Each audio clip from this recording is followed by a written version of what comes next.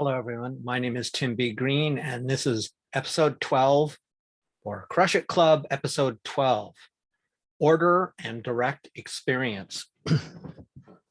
Now, this is sort of an interesting episode because this is the first of all, pull the green screen down. This is the first re-recording of my history. It is actually now, interesting. The date isn't on there. Normally the date is there, but that's all good. I can tell you the date, and the date is January 28th, 2022 at 5:23 p.m. Japan Standard Time. So what happened was, this was an episode I recorded on January 12th, but I forgot to turn on the sound. And then when I went back to look and say, okay, I screwed up, I got to re-record this. Oh, what is order and direct experience? The title wasn't memorable enough to cue my memory as to what the topic was really about. But this leads into something beautiful and why I draw so much of my inspiration from life, the environment, and real experiences combined with continuous knowledge and study. So what happened today was, or a few days ago, is I got my subscription to Peanuts because I make my own peanut butter. And that reminded me of what order and direct experience, what this episode was about. So it has been 16 days since I did the original episode. I completely forgot. I highlighted it on my episode spreadsheet. So like, what's this about? And I just literally put recall and re-record. It's like, if I ever remember it, then I'll go back and I'll re-record it. So that's this. I'm probably going to do 3 today. So this reminds me of something I talked about earlier, and I've told students for years. And this is, instead of learning memory tricks, do something different than that. Understand, don't memorize.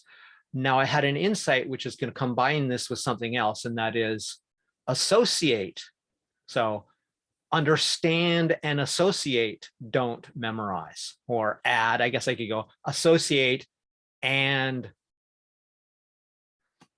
I just screwed that up, didn't I? Understand and associate. So it'd be AU or UA. I got stuck on the D somehow. Anyway, I always tell my students when they're trying to learn something, and this starts with from the understanding perspective, is make it real life.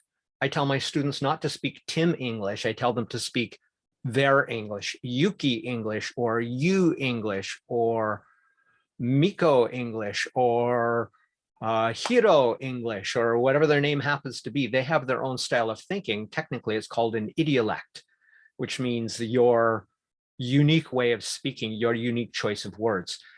So, and I also tell them to think of a real situation. So instead of thinking of an abstract situation, a lie, a fake, a fantasy, a story, do you remember when X happened and what you said? Oh, you said it in Japanese, no problem. Now just say the same meaning, because meaning is languageless, and just now say the same meaning in the best English you can, and then I'll help you improve that after you've tried. So if you understand, don't memorize, you will likely remember it far longer. In fact, I know this is just fact, and there's neurological stuff behind it. But the bottom line is, if you understand the meaning of something, it's more deeply associated because you understood it, you did deep level processing. But then if you associate it with something true and direct in your life, something that really happened, then that's even deeper. It helps you understand it deeper and helps you remember it more. It was only after I was thinking about making the peanut butter that I realized, oh, this is about the order I put ingredients in my peanut butter and how direct experience informed me of something that my hypothesis and knowledge failed on. So here we go. All that to tell you something different, a different lesson, but order and direct experience in this case means the order in which I do specific processes. Since I make my own peanut butter, last time I oftentimes add a little bit of water to my peanut butter. I never add oil because that's extra calories, and bottom line, it's really not necessary. But what I discovered 2 or 3 makings ago, of the 2 or 3 times ago that I made peanut butter, is I added an ingredient I will not reveal, a natural ingredient. I'm mostly vegan, which means I still eat sausage McMuffin with egg too often, but I eat way less meat than most people, and mostly I eat plant-based only. So what I did is I did the usual process. I heat the peanuts, because I noticed from other direct experience that heating the peanuts makes the oil flow, and it converts from peanut powder to peanut butter much more quickly once it's hot. The other thing I do is I then, after basically blending it into a fluid that is peanut butter, normally I then add a little bit of water and this other ingredient. That's how I did it the one time. And it became spreadable at room temperature. So it was soft like warm peanut butter, about pretty much the same. But I store my peanut butter in the fridge. And my apartment is usually pretty cool because I don't turn on the heat in the winter because it's Japan. And I'm going to need to wear warm clothes anyway because the insulation in the houses suck, or in the apartments suck, in this part of Japan, not Hokkaido. So bottom line is, the order in which I put the ingredients in, I changed them. I was like, well, you know, this time I'm going to put the water in because it'll maybe make it fluidize. It'll turn it into a fluid faster.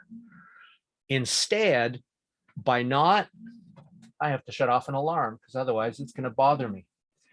Okay, by not allowing it to reach a fluid state with only peanuts and oil first, I ran it for another 3/4 of an hour in a stand mixer, probably, or a long time, long enough that I had to shut the damn thing off, to never reach that fluid, what's called cohesion, when something sticks to itself, cohesive state that is peanut butter. I added the other ingredients. So I basically had peanut powder, warm peanut powder, which wasn't a fluid or peanut butter yet. I added a little bit of water and my secret ingredient because I was like, I got this nailed. By changing the order, by not letting it fluidize as pure peanut butter first, it never became peanut butter. It's just crumbly peanut paste that certainly isn't spreadable at even room temperature. You just kind of mash it down and it kind of sticks together. So the order you do things in can really matter.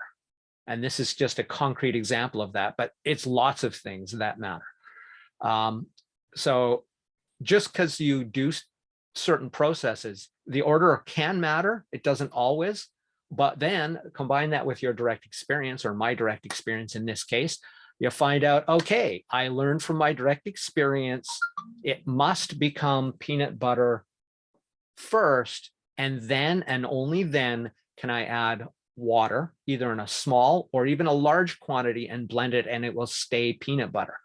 But as you add water, it becomes watery tasting. So I try to minimize that, but adding water increases its spreadability, it softens it.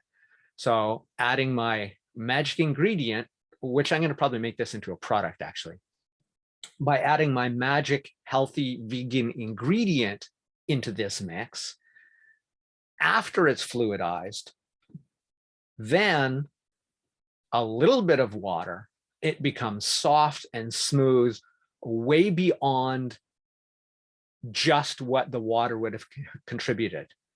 And it sticks together like peanut butter. It doesn't crumble or fall apart. It's not watery, it's everything.